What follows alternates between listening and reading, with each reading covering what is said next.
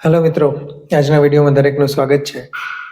આગળ વધીએ અને બજારની વાત કરીએ એ પહેલાં ડિસ્ક્લેમરની સાથે એક ખાસ કદાચ સેબીએ ફરજિયાત ન બનાવ્યું હોય તેમ છતાં કહેવાનું ખાસ મન થાય છે કે કોઈ પણ પ્રકારનું રોકાણ ઇન્વેસ્ટમેન્ટ એ તમે ડાયરેક્ટ સ્ટોક માર્કેટમાં કરતા હો કે મ્યુચ્યુઅલ ફંડમાં કરતા હો, બને એટલું જાળવીને ખૂબ સમજી વિચારી સ્ટડી કરી અને એના જોખમોને સમજીને પછી કરવું.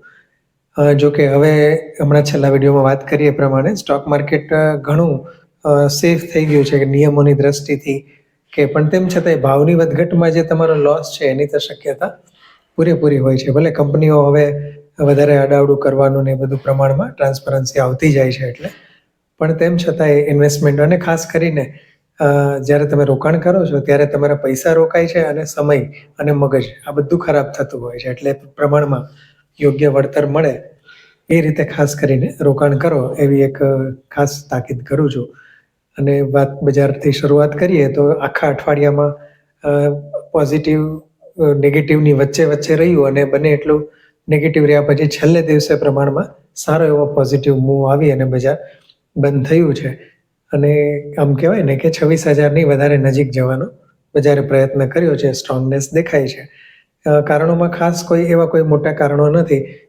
ઇન્ડિયા માટેની ગ્રોથ સ્ટોરીની વાત કરીએ ને તો હવે લોકો બહુ એની વધારે વાત નથી કરતા, પણ એના જે ફેક્ટર છે, જેમ કે આ વર્ષે ચોમાસું પ્રમાણમાં સારું છે, સરકારે જીએસટીમાં જે કંઈ રાહત આપી છે, પ્રેક્ટિકલી એની અસર જેટલી આપી છે એટલી બધી નથી થતી, કારણ કે બધી કંપનીઓએ પાસ ઓન કર્યું હોય કે એનો બેનિફિટ્સ મોકલ્યો હોય એવું નથી દેખાતું. પણ કોમ્પિટિશન્સ છે એટલે એ બી ધીમે ધીમે આવતું જશે. છેલ્લી ઇન્વેન્ટરી પૂરી થવાની ઘણી કંપનીઓ રાહ જોતી હોય તો એવું બની શકે છે. એટલે આ બધા જે જીએસટીની વાત કરીએ અને એના જે કંઈ રોકાણો ફરીથી માર્કેટમાં કદાચ આવે તો ઇકોનોમીને અને બજારને પણ બૂસ્ટ મળે. અને કોઈ પણ અત્યારે ખાસ મોટું કોઈ નેગેટિવ કારણ નથી. અને આજના દિવસે બિહાર વિધાનસભાના પરિણામો, જેમાં બીજેપી અને એનડીએને ખૂબ સારી એવી લીડ મળતી દેખાણી છે અને બીજેપીની સીટો ઘણી વધી છે. એટલે આને પણ પોઝિટિવ કહેવાય. પણ છતાંય સવારથી જ આમ તો કહેવાય ને કે રુઝાન આવવા માંડ્યા હતા એસ્ટિમેશન, પણ છતાં કંઈ એની બજાર ઉપર ત્યાં સુધી સ્ટ્રોંગ અસર નહોતી. પણ છેલ્લે પછી બજાર જે છે ઘણું અપ થઈ રિકવર થઈ અને પ્લસમાં આવીને બંધ થયું અને પ્રમાણમાં સારા એવા સેન્ટિમેન્ટથી બંધ થયું. ખાસ કરીને બેંક નિફ્ટી જે છે એની અંદર ખાસ સારી એવી પોઝિટિવનેસ હતી. ફરી એક વખત રિમાઇન્ડરમાં જે લાંબા ગાળાના બે સ્ટોક આપણે રેકમેન્ડ કર્યા છે 15-20 વર્ષ સુધી પણ રાખાય, બ્રિટાનિયા અને બજાજ ફાઇનાન્સ. બજાજ ફાઇનાન્સે ગાઈડન્સ જે ઓછું આપ્યું છે એને કારણે કરેક્શન્સ હતું, પણ મેં જેમ વાત કરી એમ કે કરેક્શન્સ જે છે એ ખરેખર ગુડ ન્યૂઝ કહેવાય. આમ તો મારે તો વિચાર એવો જ હતો કે એક સરસ મજાના ગુડ ન્યૂઝ વાળી એક કંપની એમ કરીને એક વિડીયો બનાવવો હતો બજાજ ફાઇનાન્સ ઉપર. કારણ કે જ્યારે ઘટાડો આવે, કારણ કે આ કંપનીઓ બાકી જનરલી કહેવાય ને કે બજારના સેન્ટિમેન્ટ સાથે એટલી બધી ઓછી થાય ને તમને ઓછા ભાવે મળે એવી શક્યતા ઓછી હોય છે. ન થાય એવું નથી, પણ બહુ ઓછી હોય છે બાર્ગેન પ્રાઇસથી. એ જે થોડું ઘણી અત્યારે મળે છે એટલે એલોકેશન હોય એ પ્રમાણે એનો સ્ટડી ચોક્કસ કરવો જોઈએ. બ્રિટાનિયામાં બહુ વધારે મુવમેન્ટ નથી, એ બી પોઝિટિવ છે, પણ હમણાં રિઝલ્ટ સારું આવ્યું અને ઠીક કન્સોલિડેશન ઝોનમાં છે. જનરલી આપણે શનિવારે ક્વેશ્ચન આન્સર લઈએ છીએ, પણ આજે બહુ વધારે ક્વેશ્ચન આન્સર ટાળીએ છીએ, કારણ કે લગભગ આજે 2 વિડીયો શેડ્યુલ કર્યા છે કે કદાચ સાંજે પણ વિડીયો આવે અથવા વધારે મોડું થાય તો રવિવારના દિવસે પણ ક્વેશ્ચન આન્સરનો વિડીયો આપણે ચોક્કસ લઈશું. પણ તેમ છતાં એક કંપની ઇન્ટરેસ્ટિંગ છે એની વાત કરી લઈએ, અને એ છે બજાજ સ્ટીલ.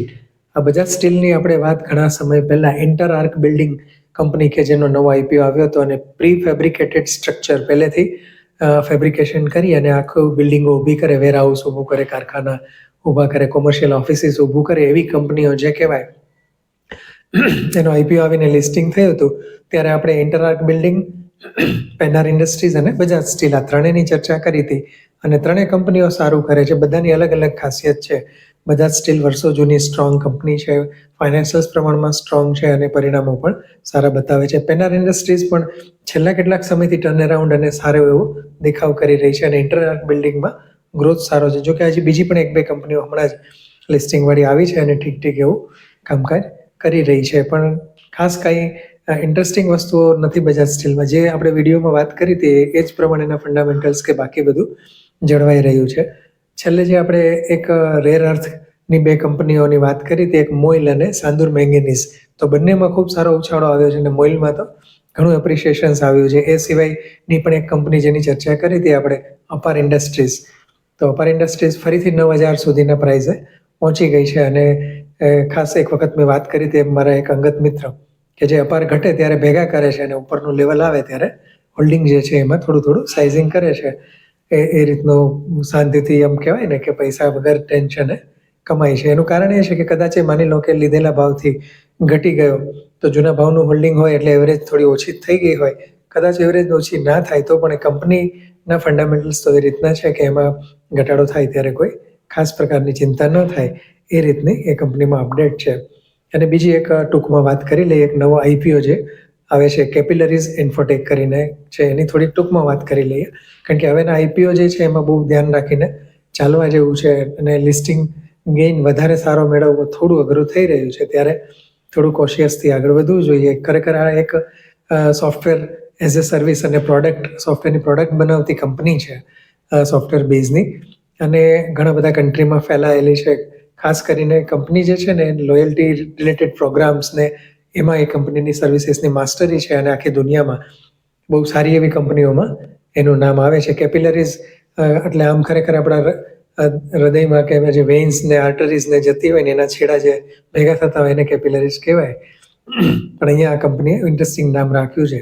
સોફ્ટવેરની કંપની છે ખાસ કરીને, અને એન્કર લિસ્ટ હજી અત્યારે જ્યાં ચેક કરું ત્યાં સુધી આવ્યું નથી.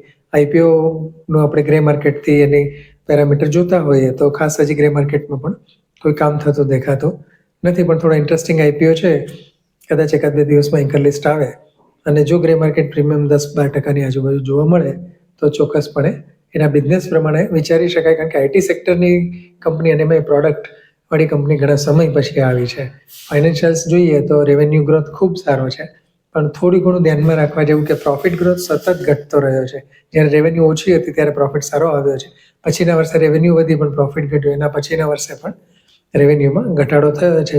ડીએચઆરપીમાંથી થોડું જોઈ અને કદાચ એનું કોઈ જસ્ટિફિકેશન કે નીકળે અથવા એકાદ દિવસમાં કદાચ કંઈક વ્યૂ આવી જશે તો અહીંયા ચોક્કસ આપણે ચેનલમાં અપડેટ કરીશું. પણ સ્ટડી કરવા જેવો અને ઇન્ટરેસ્ટિંગ આઈપીઓ છે, તો એ રીતે એનું ધ્યાન રાખવું. અને ક્વેશ્ચન આન્સર ટૂંક સમયમાં જ એટલે કાલે સાંજે અથવા તો એકાદ દિવસમાં આવી જશે. તો હજી પણ કોઈના આગળના જૂના કોઈ ક્વેશ્ચન રહી ગયા હોય તો એમને અવશ્ય આગ્રહ કરીશ કે ફરી એક વખત રિપીટ કરી દે મિત્રો. લાઇક, શેર અને સબસ્ક્રાઈબ કરજો. જય હિન્દ.